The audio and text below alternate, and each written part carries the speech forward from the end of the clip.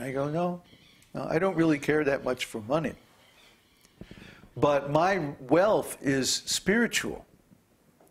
My artha, the work that I did to advance my life has all been on the spiritual platform. So yes, I'm wealthy, but it's spiritual wealth. I don't care for this material wealth because it's going to go away. At the very least, at the end of my life, when I give up this body, I have to give up all the wealth associated with this body. But the spiritual values that I have accumulated and accrued by my devotional service stay with me forever. Try to understand.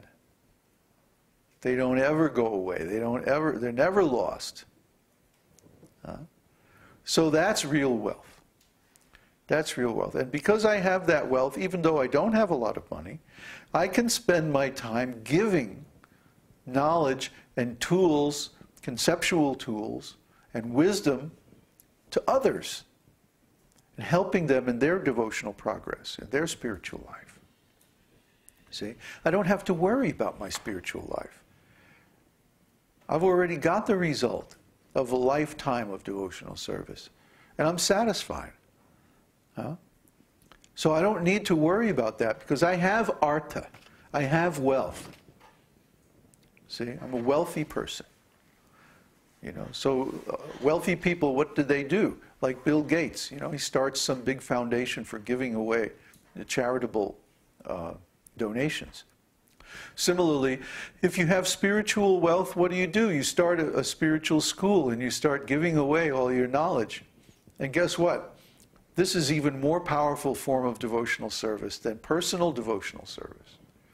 This is why we try to engage all our students in preaching work. This is why we encourage everyone to form a local community and preach. Just like Arun is doing in Australia, a very nice work to restore the process of devotional service, to restore Srila Prabhupada's teachings. We encourage all our God brothers especially to go out there and preach. Go out there and preach. And why are our God brothers preaching?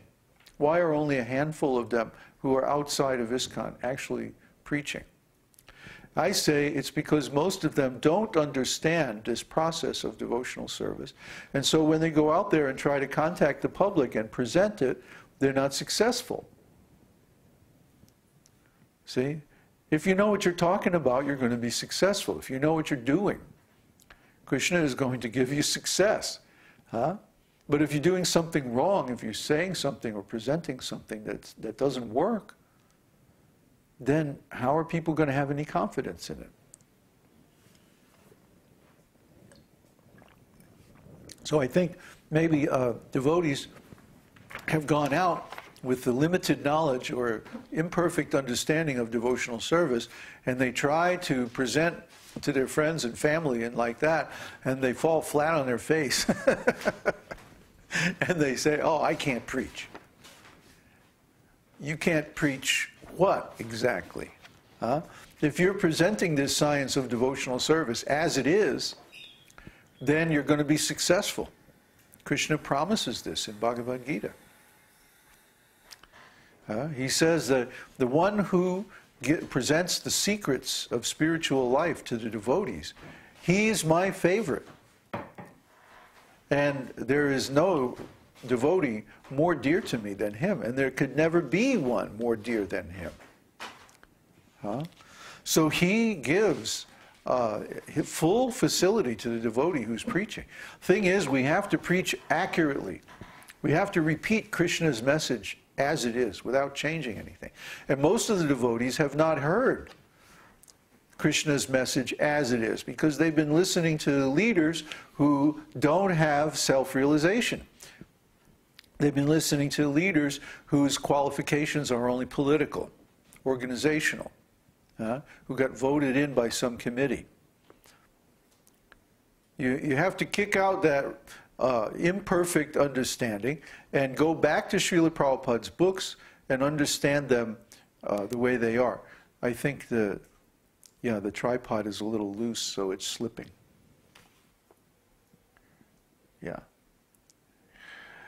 They have to go back and reread Prabhupada's books and look up the words in a dictionary and use the original definitions, not the changed definitions from ISKCON leadership, because that's what they do. They go through and they change the meaning of the words.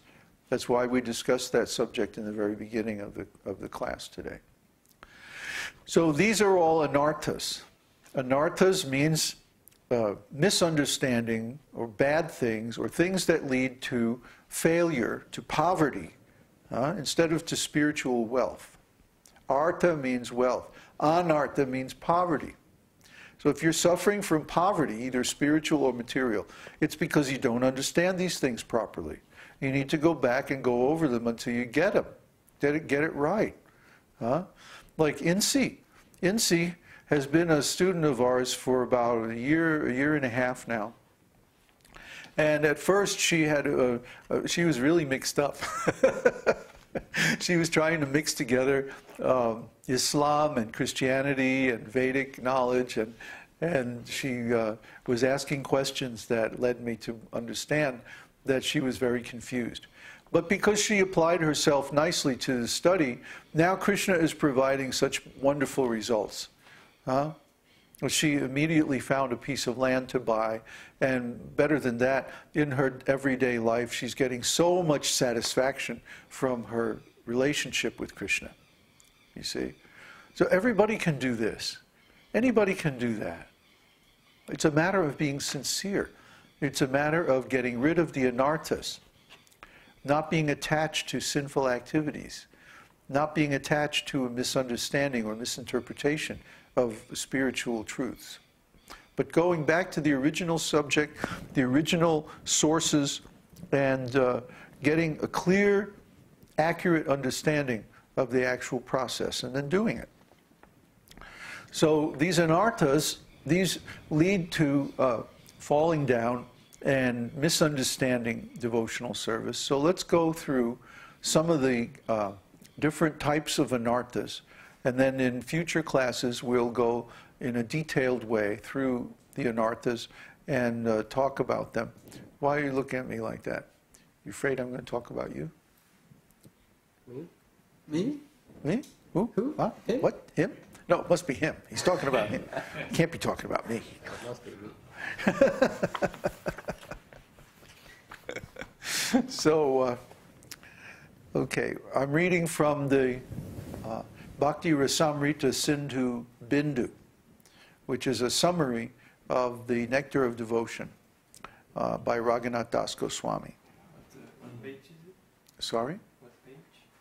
What page? Oh, you've given the just file? the paragraph that you're reading, but I need to know the page. Oh, page 27. Okay.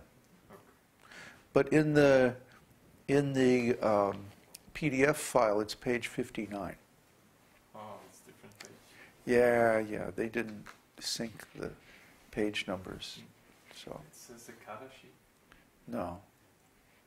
page 59 59. in the PDF file? That's the Kadashi. No. I guess start reading and I'll just do a search. Okay. There are 4 types of anarthas. You could do a search on anarthas are of 4 kinds.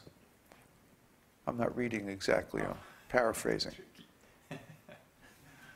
4 kinds. Yeah. There are 4 kinds. 4 kinds. Anarthas are of 4 kinds.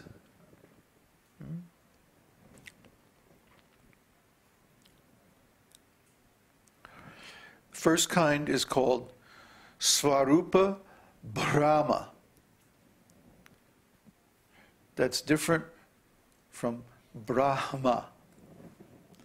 Brahma means illusion.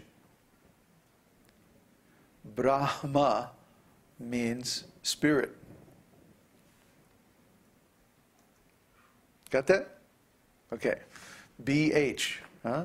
Bha in Sanskrit is a different letter from ba. Ba and bha are 2 different letters of the alphabet. Don't confuse them. Right?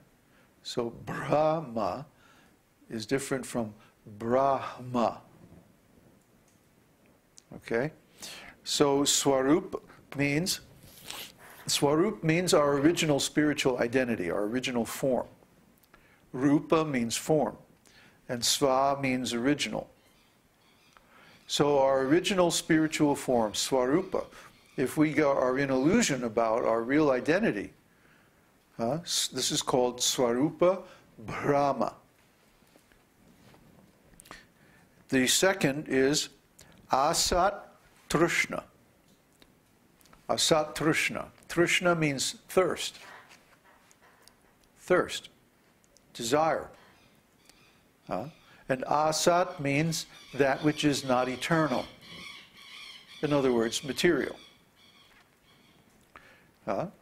Remember Bhagavad-gītā 2:16? That which is temporary does not really exist. Asat